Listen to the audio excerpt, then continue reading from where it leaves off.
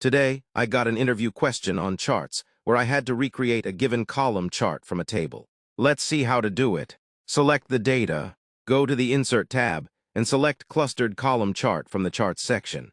Now apply the following formatting. Delete the chart title. Move the legend to the top. And set its font color to black. Format the y-axis.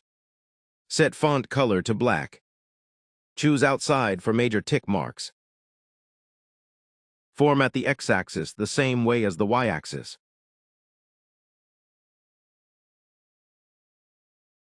Remove the grid lines. Format both primary and secondary data series by adjusting the gap width.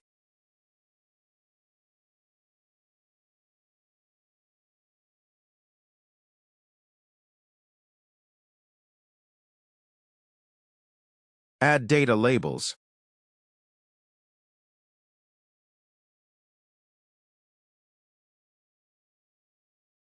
That's it, your chart will now match the given one.